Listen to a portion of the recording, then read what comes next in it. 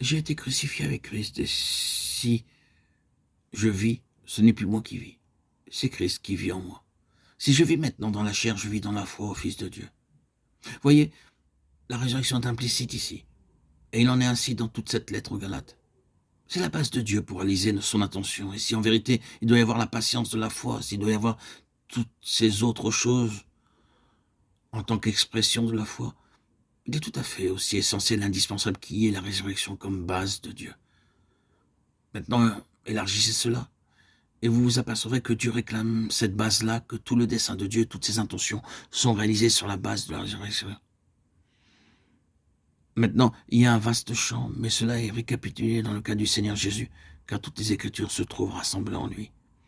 Il est la somme de tout, dans la parole de Dieu. Tout se retrouve en lui. Tous les autres types, symboles et ombres se trouvent simplement rassemblés en lui. Tout le dessein de Dieu, pour tous les âges, se concentre en lui. Et pas la moindre particule de ce dessein ne peut être accomplie si ce n'est sur la base de sa résurrection d'entre les morts. Laissez le crucifier et le dessein de Dieu est entièrement manqué. C'est pas la résurrection des morts que tout se trouve réalisé, et c'est là une loi qui gouverne.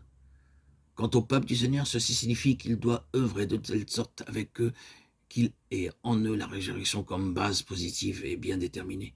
Bien sûr, il n'y a pas de résurrection là où il n'y a pas de mort, et donc en vue de la résurrection, il faut que la mort ait lieu. Mais je préfère considérer la mort comme le côté positif et préférerais ne pas mettre en valeur la croix du côté de la mort, mais seulement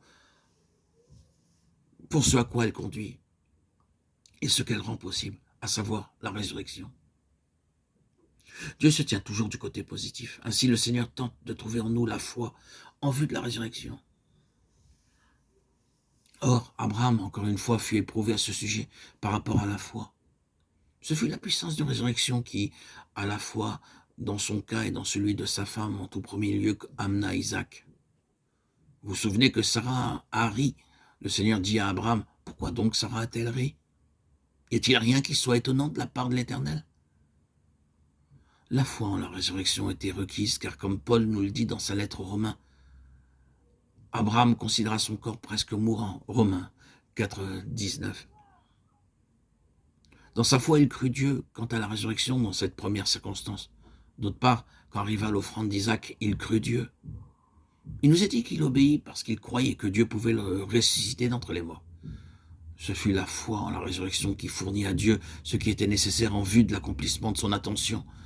Combien nous sommes éprouvés par cette chose même. Le Seigneur permet parfois que les choses aillent très loin, à la fois dans nos vies individuelles et aussi corporativement. Il permet ces phases où tout semble comme si la mort avait la victoire.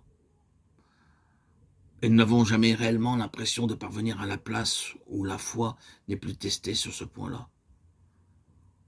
Si nombreuses que soient nos expériences et les fois où nous avons pu les traverser et en ressortir dans la résurrection et le triomphe, il semble cependant que nous ne parvenons jamais là où nous ne pouvons plus être éprouvés. Chaque nouvel assaut de la mort, chaque nouvelle expérience où les choses semblent aller tout à fait au plus mal, nous trouve très éprouvés.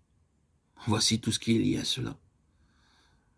Nous sommes très éprouvés, cela signifie que nous sommes dans une position où il nous est tout à fait possible, pour le moins, de tout remettre en question, des questions au sujet du Seigneur, des questions au sujet des choses pour lesquelles nous avons fait les plus grandes déclarations d'assurance. Aucun qui sait réellement cela me dira « je ne douterai plus jamais », mais je pense avoir fait quelques progrès.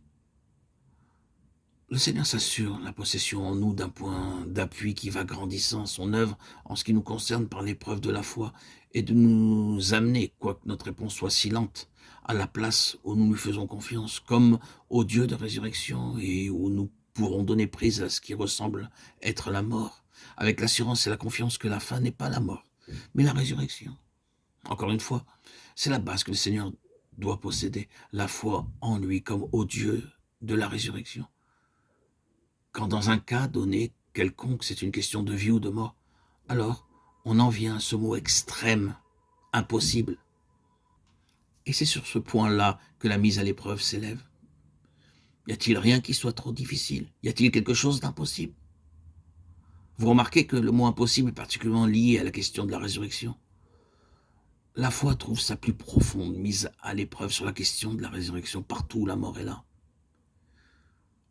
Cela signifie que là où il y a la foi sur le point de la résurrection, il y a la plus grande victoire. Une victoire plus grande dans ce domaine-là que dans tout autre domaine. C'est le triomphe final. La foi dans le Dieu de la résurrection.